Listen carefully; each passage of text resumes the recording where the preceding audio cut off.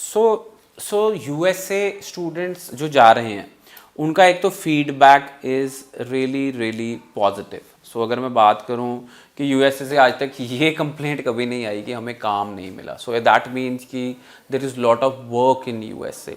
Secondly बात करते हैं कि जब वीज़ा से पहले से, यस आपने एक बहुत अच्छा यूज़ किया वर्ड जो मुझे बहुत पसंद आया सुरेंद्र जी, की ऑफिशियली आफ्टर वीज़ा है। सो हमने कनाडा को चाहे आफ्टर वीज़ा बना तो ही दिया है, पर ऑफिशियली आफ्टर वीज़ा कनाडा नहीं है। सो यूएसए में जो ट्यूशन फीस है वो ऑफिशियली आफ्टर वीज़ा है।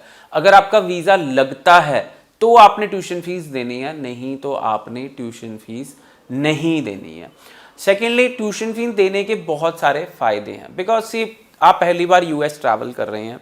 सो जब आप यूएस ट्रैवल करते हैं तो वहाँ पे कस्टम बॉर्डर सिक्योरिटी ऑफिसर होता है। सो सीबीएसए होती है वहाँ पे।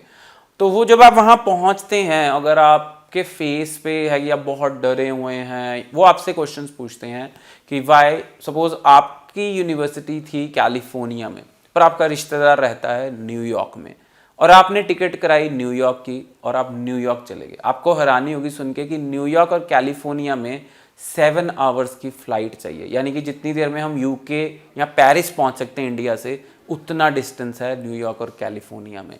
सो आप न्यूयॉर्क आ गए, मेरे साथ हो चुका है ऐसा। तो न्यूयॉर्क में बच्चा पहुंचा और जो कस्टम बॉर्डर पे ऑफिसर था उसने पूछा कि your university is in LA, Los Angeles, Irvine County, why have you come to New York. So student के पास क्वेश्चन आंसर नहीं था। उसने बोला कि मैं अपने रिलेटिव से मिलने आया हूँ। सो उन्होंने पूछा your studies are starting in next 5 days, how will you cope up with your studies. So student डर गया। तो उन्होंने फिर उसकी पूरी इंटरव्यू की और स्टूडेंट को एयरपोर्ट बॉर्डर से डिपोर्ट कर दिया क्योंकि बच्चे के पास सफिशिएंट डॉक्यूमेंट्स नहीं थे। So students, it can be really really sometimes confusing itself जब हमको वीज़ा की पूरी नॉलेज नहीं होती, वीज़ा को कैसे समझना है, क्या क्वेश्चंस आंसर करने हैं। तो जब आप किसी भी शहर जा रहे हैं आपके पास डायरेक्ट फ्लाइट उस जगह की होनी चाहिए जहां पे आप पढ़ने जा रहे हैं।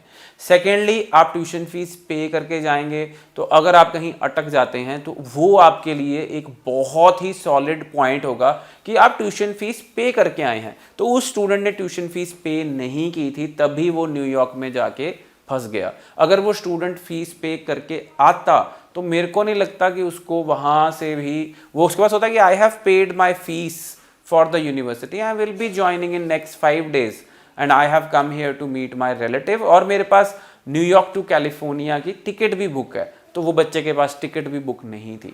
So it is really really tricky. ये आफ्टर वीज़ा भी बहुत इम्पॉर्टेंट है आपके लिए ये चीज़ें जानना और ये चीज़ों का ख्याल रखना। So you should pay your tuition fees, you should book your ticket to the destination जहाँ पे आपका कॉलेज या यूनिवर्सिटी है। You should carry all the proofs with you when you are going to enter other country, जैसे कि all academic documents, all IELTS documents, all admission related documents, all financial documents, and you should have confidence to answer any question which can be asked by the CBSA officer. So students, फिर बात कर लेते हैं sir work की। जैसे आपने कहा कि काम मिलता है कि नहीं मिलता या काम स्टूडेंट्स कैसे करते हैं। सो स्टूडेंट्स को ज़रूरत होती है एक CPT की। अगर वो लीगली काम करते हैं तो that is curriculum practical training, and then वो करिकुलम प्रैक्टिकल ट्रेनिंग की परमिशन लेके यूएसए में काम कर सकते हैं। सो स्टूडेंट्स, आई फील कि USA is one of the top destinations for students to study and get exposure which they can't get anywhere. So if you want to apply for USA study visa, Landmark Immigration is AIRC certified, that is American International Recruitment certified, and you can visit our nearest office and you can check our name on AIRC website also. So बहुत ही एक recognition है agency के लिए AIRC होना। सो आप हमारे nearest office पहुँचें और अपनी प्रॉपर काउंसलिंग लें USA स्टडी वीज़ा के लिए।